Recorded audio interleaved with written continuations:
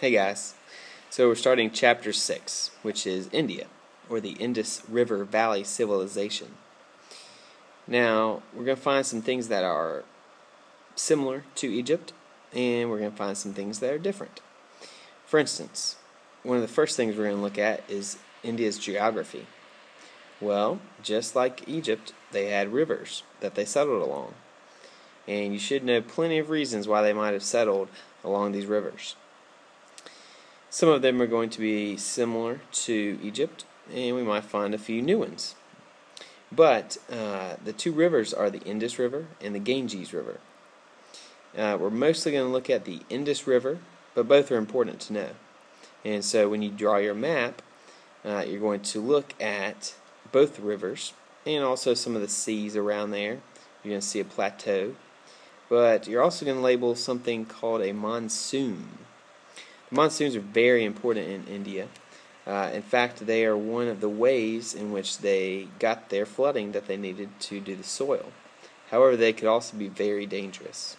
So we're going to look further at the monsoons as you do your map, and we're actually going to do some notes on India's geography as well. Another important topic that we're going to look at is the Harappan society. And in fact, we're going to do a web quest on Monday, so we'll be in the computer lab Monday. And you're going to answer some questions about the Harappan society using a web page in which they have a lot of information about the Harappans. And Harappa was the first civilization that grew up. Another important topic is the social classes. The social classes in India will be somewhat similar to the ones that we found in Egypt. They have 4 social classes. However, they also have a class of people called the untouchables. And these were not even included in their social classes. These are a group of people by themselves who are basically cast out. And no one in any of the other 4 groups would really even pay them attention. So we're going to look at the social classes and the untouchables. Another major topic will be their religion. We're going to look at 2 religions, one being Hinduism and one being Buddhism. 2 important things you need to know about Hinduism are that they believed in karma and reincarnation.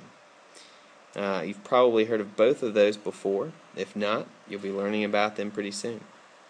With Buddhism, they also have 2 major things. One is called the 4 Noble Truths. The other is called the Eightfold Path. And they believe that they need to follow these and to get to their believed afterlife. So we're going to discuss all of these things in chapter 6 and more.